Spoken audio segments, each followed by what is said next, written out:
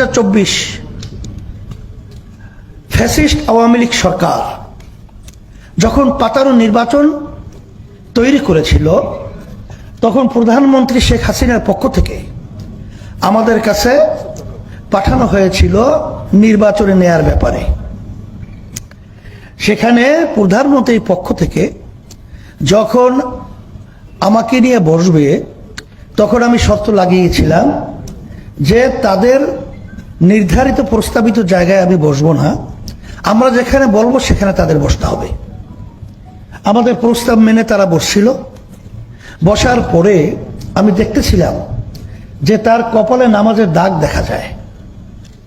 তা আমি প্রশ্ন করলাম যে আপনার কপালে তো নামাজের দাগ দেখছি, তাহলে তো মনে হয় আপনি নামাজ পড়েন।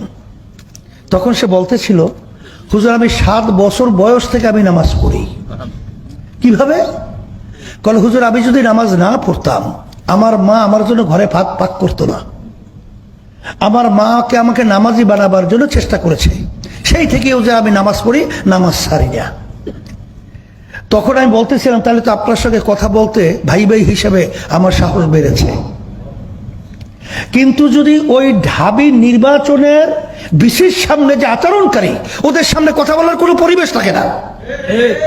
তখন আমি বলতেছিলাম যে আপনারা এই পাতানো নির্বাচনে প্রধানমন্ত্রীর পক্ষ থেকে আসছেন, আমাদেরকে সেখানে ঢুকাবেন, সিট দিবেন এবং এমপি বানাবেন, অনেক কিছু আমাদেরকে অফার দিয়েছেন।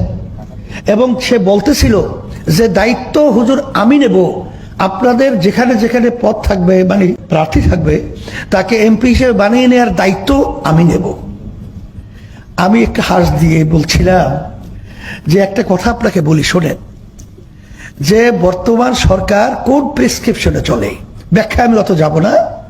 আমাদের দেশে প্রেসক্রিপশন না, এই প্রেসক্রিপশন অন্য জায়গায় হয়, এখানে বাস্তবায়ন হয়।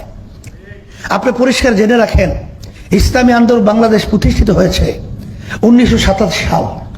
অদ্যাবধি পর্যন্ত কোন ফ্যাসিস্ট, কোন চাঁদাবাজ, কোন খুনি, কোন মিথ্যুক জালেম, দেশের টাকা পাচারকারী, তাদের ক্ষমতায় যাওয়ার জন্য সহযোগী ইসলামী আন্দোলন বাংলাদেশ প্রতিষ্ঠা থেকে শুরু করে কখনো হয় নাই। সিঁড়ি হিসাবে ব্যবহার আমাদেরকে করবে আর ক্ষমতার মস্তকে যাবে, এই দুর্নীতিবাজদের কখনো এই সহযোগিতা আমরা ছিলাম না, এখন আমাদেরকে পাবেন না।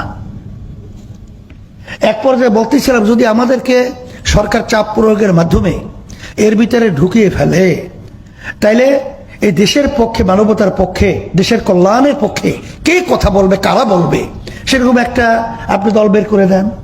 তখন এক পর্যায়ে সে প্রশ্নের উত্তর না দিতে পেরে তখন বলছে, হুজুর আপনাদের অবস্থানটা আমরা বুঝেছি, প্রধানমন্ত্রীকে এভাবেই বলবো।